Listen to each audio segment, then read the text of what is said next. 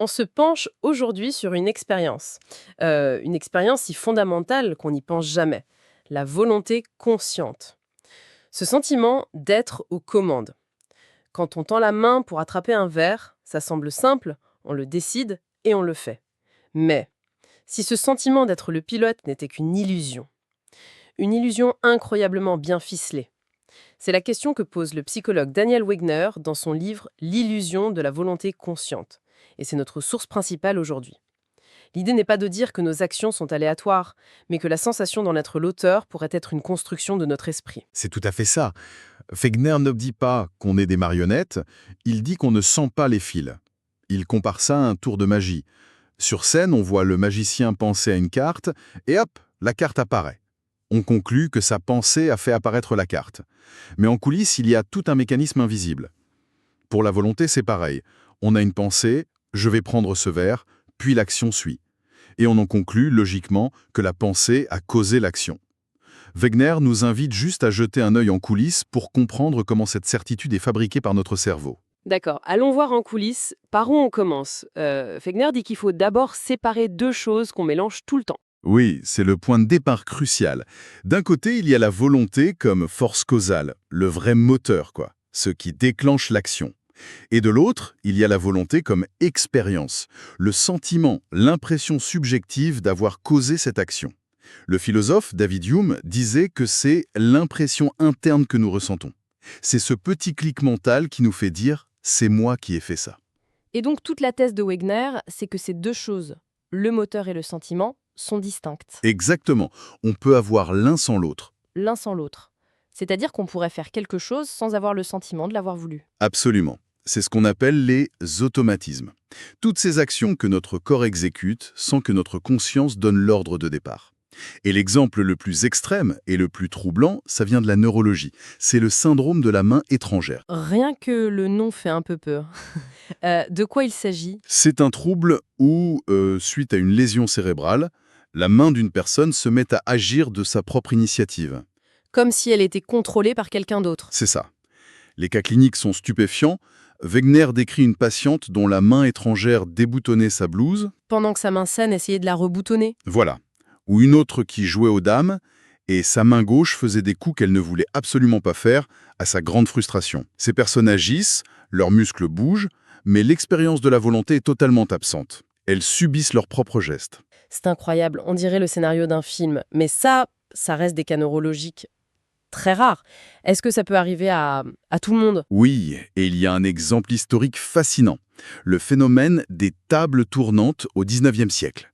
Des groupes de gens, souvent très sérieux, se réunissaient, posaient leurs mains sur une table et attendaient.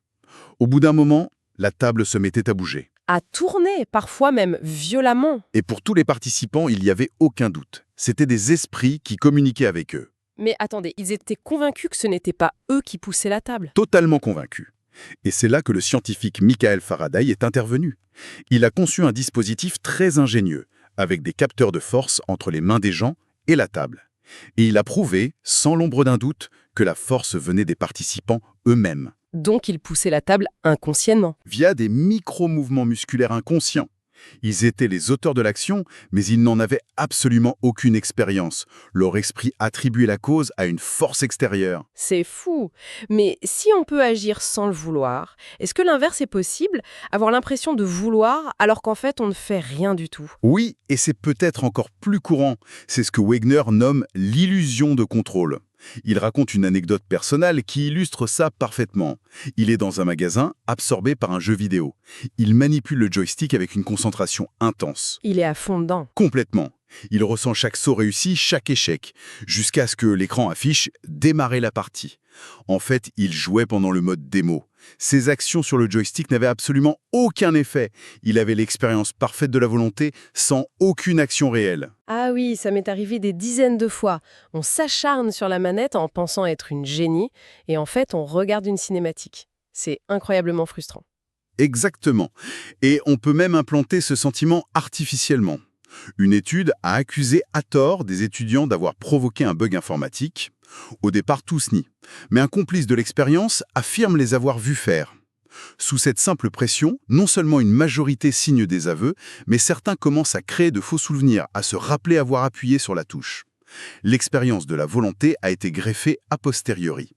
Donc ce sentiment est incroyablement malléable, on peut l'enlever, on peut le rajouter, mais alors il vient d'où à l'origine? Est-ce qu'il y a un muscle de la volonté, une zone dans le cerveau? Bonne question. On sait qu'il y a des circuits nerveux distincts pour les actions volontaires et involontaires. Le sourire en est le meilleur exemple. Un vrai sourire de joie, spontané, on appelle ça un sourire de Duchenne. Il engage les muscles de la bouche et aussi ceux autour des yeux. Un sourire forcé, volontaire, n'active souvent que la bouche. Les voies nerveuses sont différentes.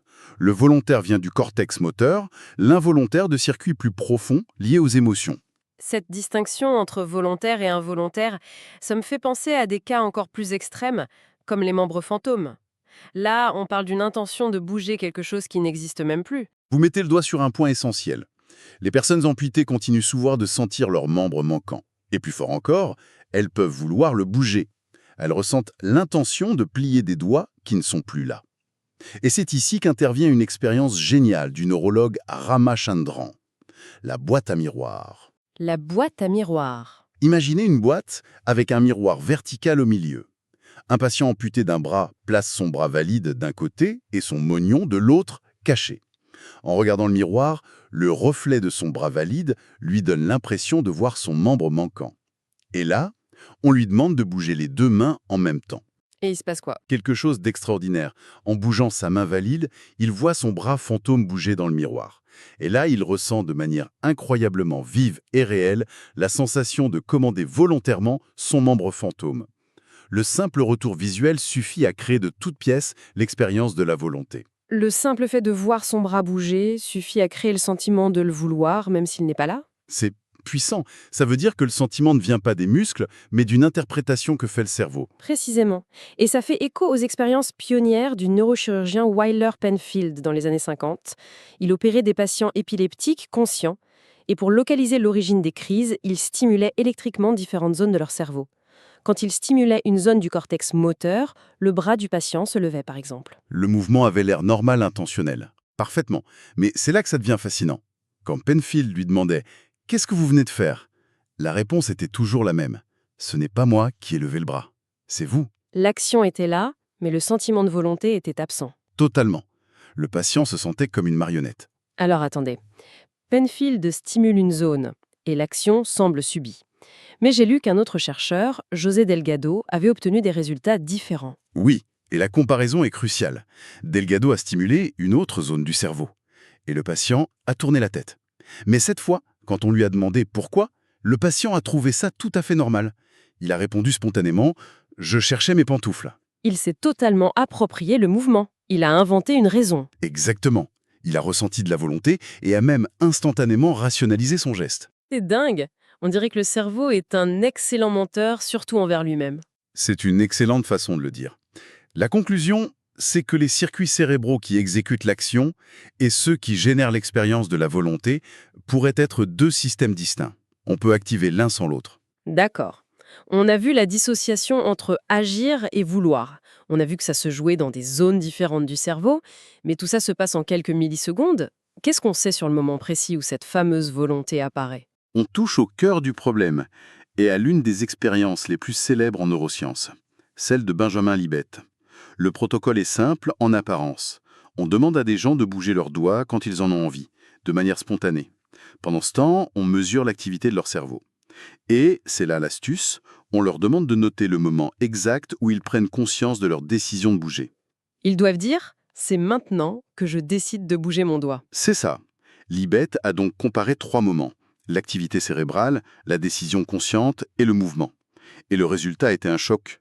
Le cerveau montre une augmentation d'activité, un potentiel de préparation, environ une demi-seconde avant que la personne ne rapporte avoir pris sa décision. Attendez, ça veut dire que mon cerveau a déjà appuyé sur l'accélérateur alors que mon moi, conscient, est encore en train de chercher les clés. C'est ça l'idée. C'est exactement ça. Le processus cérébral qui initie l'action démarre bien avant que la sensation consciente de décider n'émerge. Notre conscience arrive en retard à la fête. La conclusion de Libet, c'est que l'initiation de nos actes, dits volontaires, se fait de manière inconsciente. D'accord. Donc on a des actions sans volonté, une volonté sans action et une conscience qui arrive en retard. C'est un sacré bazar. Comment on met de l'ordre là-dedans? C'est quoi la théorie de Wegner pour expliquer tout ça? Il propose ce qu'il appelle la théorie de la causalité mentale apparente. L'idée centrale, c'est que l'expérience de la volonté n'est pas une lecture directe de la cause de l'action. C'est une inférence, une conclusion que notre esprit tire après coup. Un peu comme un détective qui arrive sur une scène de crime. Il ne voit pas le crime, il voit des indices, et à partir de ça, il reconstitue une histoire plausible. Et quels sont ces indices? Il y en a trois principaux. Le premier, c'est le principe de priorité. Pour que je pense que ma pensée a causé mon action, il faut que ma pensée arrive juste avant l'action, pas après. Logique. Le deuxième, c'est le principe de cohérence. La pensée doit être logiquement liée à l'action. Si je pense à la recette de la tarte aux pommes et que je me gratte le nez, je ne vais pas faire le lien. Et enfin, le troisième, c'est le principe d'exclusivité. Il ne doit pas y avoir d'autres causes évidentes. Et Wegner a réussi à tester ça, à manipuler ces indices pour créer une illusion de volonté. Oui, avec une expérience très astucieuse qu'il a baptisée I Spy. Imaginez, vous êtes assise avec une autre personne, qui est en fait un complice. Vous posez tous les deux les doigts sur une petite planche qui contrôle un curseur sur un écran rempli d'images. Vous déplacez le curseur ensemble, sans parler. D'accord. Et pendant ce temps, vous entendez des mots dans un casque. À un moment, vous entendez le mot « signe ». Quelques secondes plus tard, le curseur s'arrête sur l'image du signe. Ce que vous ne savez pas, c'est que c'est le complice qui a forcé l'arrêt. Et on vous pose la question. À quel point avez-vous eu l'intention de vous arrêter sur le signe? Et j'imagine que la réponse dépend du moment où j'ai entendu le mot signe. Vous avez tout compris. Si vous entendez signe 1 ou 5 secondes avant l'arrêt, vous aurez le fort sentiment d'avoir intentionnellement choisi le signe. Mais si vous l'entendez 30 secondes avant ou 1 seconde après, le sentiment d'intention s'effondre. Le simple fait d'implanter la bonne pensée au bon moment a créé une pure illusion de volonté. J'ai du mal à y croire. Le simple fait d'entendre un mot quelques secondes avant peut vraiment nous faire croire qu'on a voulu faire une action. Ça semble trop simple pour tromper notre cerveau. C'est ce que les résultats montrent de manière spectaculaire. Notre cerveau est tellement avide de trouver des causes à ce qui se passe qu'il se saisit de la coïncidence la plus plausible et la transforme en une expérience de volonté. Donc ce sentiment d'être aux commandes, ce n'est pas une lecture directe de ce qui se passe, c'est plutôt une histoire que mon cerveau se raconte à lui-même. Il voit la pensée, il voit l'action, et si ça coïncide bien, il conclut « c'est moi qui ai fait ça ». C'est une synthèse parfaite. Et ça nous amène à la question finale. Si la volonté consciente n'est pas le moteur qui démarre la voiture, alors à quoi sert-elle? Est-ce juste un gadget inutile? Wagner doit bien avoir une idée. Pour lui, non, ce n'est pas un gadget, ce n'est pas le moteur, c'est la boussole de l'esprit. Une boussole. C'est-à-dire qu'elle n'impulse pas le mouvement, mais elle indique la direction que l'on prend. En quelque sorte, son rôle principal serait de nous attribuer la paternité de nos actions. C'est le mécanisme qui nous permet de savoir quelles actions sont les nôtres. C'est ce qui nous permet de ressentir de la fierté pour un succès ou de la responsabilité pour une erreur. C'est la signature de l'auteur sur ses actes. Le fondement de notre identité en tant qu'agent, ce qui fait qu'on se sent soi. Voilà. Mais ça ouvre sur une question encore plus vertigineuse. Pourquoi notre cerveau a-t-il besoin de générer une sensation subjective, une expérience vécue, pour marquer cette paternité? Un ordinateur peut très bien enregistrer une information, fichier d'action exécuté par processeur A. Pourquoi notre cerveau ne se contente-t-il pas d'un enregistrement factuel? Pourquoi l'expérience d'être un agent doit-elle ressentir quelque chose? Et ça nous ramène au grand mystère de la conscience elle-même. Et pour l'instant, personne n'a vraiment de réponse.